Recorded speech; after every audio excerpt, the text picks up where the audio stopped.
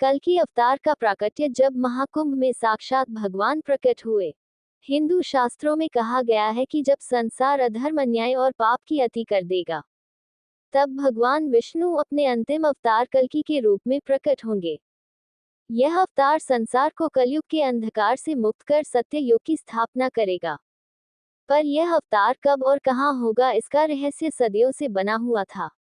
लेकिन प्रयागराज महाकुंभ 2025 में जो घटना घटी उसने पूरे विश्व को चौंका दिया। क्या सच में कल्कि अवतार का प्राकट्य हो चुका है? क्या ये संसार अब बड़े परिवर्तन की दहलीज पर खड़ा है? इस घटना ने करोड़ों लोगों की आस्था को ये कितना अद्भुत है। कहानी में आगे बढ़ने से पहले आपसे हाथ जोड़कर निवेदन है कि वीडियो को पूरा जरूर देखिएगा।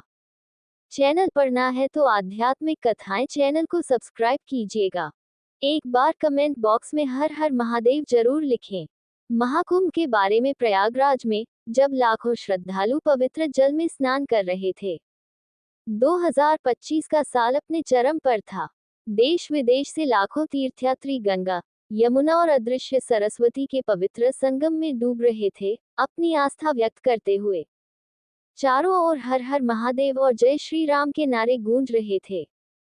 साधु और तपस्वी अखाड़े से कुंभ में आ रहे थे, अपनी साधना में लगे हुए। कुछ गंगा के किनारे ध्यान कर रहे थे, तो कुछ उपदेश पढ़ रहे थे। और अचानक पूर्णिमा की रात को, माघ की रात, आसमान गरजने लगा। लेकिन ये कोई आम तूफान नहीं था। यह एक अलग ही दिव्य प्रकाश था जो धीरे धीरे संगम के मध्य उतरने लगा। अचानक संगम में प्रकट हुई अद्भुत दिव्य ऊर्जा। रात के करीब 2 बजे जब अधिकांश लोग सो चुके थे, तब कुछ साधु महात्मा संगम के पास ध्यान में बैठे थे। अचानक गंगा की लहरें उग्र हो गई। पानी जैसे उबलने लगा और उसमें से एक तेजस्वी प्रकाश निकलने लगा। लोगों ने देखा कि संगम के मध्य से एक स्वर्णिम आभा से घिरा दिव्य पुरुष प्रकट हो रहा है। उनका शरीर सूर्य के समान तेजस्वी, नेत्र अग्नि के समान प्रज्वलित और मुख शांत लेकिन गंभीर था। उनके हाथों में एक दिव्य तलवार थी जो बिजली की तरह चमक रही थी। उनके पीछे एक विशाल सफेद घोड़ा खड़ा था जो हवा में उड़ने में सक्षम प्रतीत हो रहा था। ये घोड़ा कोई साधारण पशु नहीं था, बल्कि स्वर्गलोक से प्रकट हुआ दिव्य घोड़ा था। सभी श्रद्धालु स्तब्ध थे। तभी वह दिव्य पुरुष गर्जना करते हुए बोले, मैं कल्कि हूँ। मैं अधर्म का नाश करने आया हूँ। अब संसार में बड़ा परिवर्तन होगा। सत्य युग की स्थापना का समय आ गया है। उनकी आवाज इतनी शक्तिशाली थी कि दूर दूर तक सभी ने इसे सुना। गंगा यमुना की लहरें इस घोषणा के साथ और अधिक वेगवान हो गई। कुछ संतों ने तुरंत पहचान लिया कि यह वही क्षण था जिसकी भविष्यवाणी भागवत पुराण, विष्णु पुराण और अग्नि पुराण में की गई थी। कलयुग अब अपने अंतिम चरण में था। शरीर में दिव्य ऊर्जा का संचार। उनके शब्दों के साथ ही संगम तट पर मौजूद लोगों के शरीर में एक अद्भुत ऊर्जा का संचार होने लगा। ऐसा लग रहा था मानो किसी ने सोई हुई चेतना को जागृत कर दिया हो। वहां उपस्थित कुछ भक्तों की बीमारियां तुरंत ठीक हो गई।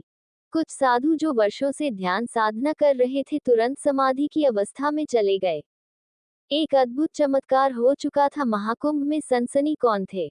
ये दिव्य पुरुष। ये घटना इतनी अलौकिक थी कि तुरंत ही यह खबर सोशल मीडिया, न्यूज चैनलों और अखबारों पर फैल गई। प्रमुख सवाल थे, क्या सच में भगवान विष्णु ने कल्कि अवतार के रूप में प्रकट होकर धर्मयुग की घोषणा कर दी है?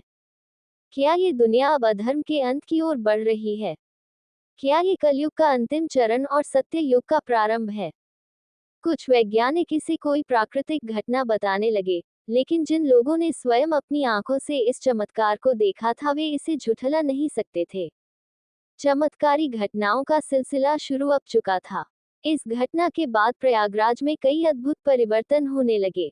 कई भ्रष्ट नेता और अपराधी अचानक लापता हो गए। गंगा का जल अचानक स्वच्छ और अमृत के समान निर्मल हो गया।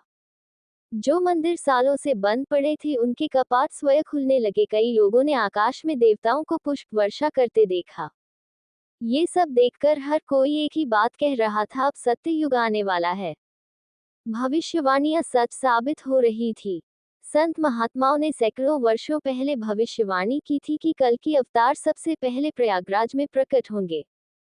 ये भविष्यवाणी पद्म पुराण, भविष्य पुराण और महाभारत में भी दर्ज है। अब जब ये घटना घटी तो लोगों को समझ आ गया कि शास्त्रों की बात को कभी नहीं झुठलाना चाहिए।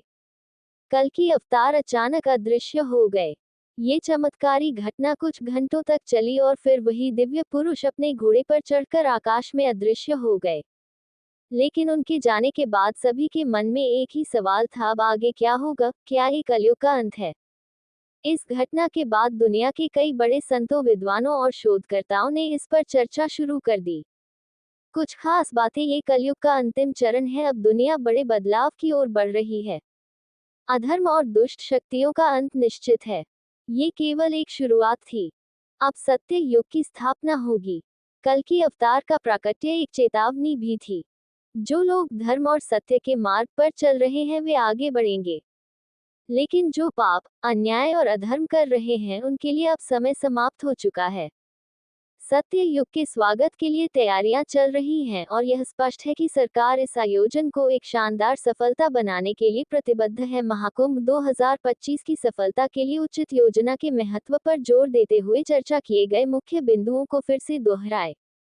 अंत में महाकुंभ 2025 की तैयारी एक जटिल और चुनौतीपूर्ण कार्य है, लेकिन सावधानीपूर्वक योज, कुशल निष्पादन और उत्कृष्टता के प्रति प्रतिबद्धता के साथ अधिकारी भक्तों के लिए वास्तव में अनूठा और समृद्ध अनुभव बना सकते हैं। तो दोस्तों, आपको ये जानकारी कैसी लगी हमें कमेंट करके जरूर बताइएगा। जानकारी अच्छी लगी हो तो वीडियो को लाइक, शेयर और चैनल को सब्सक्राइब जरूर कीजिएगा। धन्यवाद।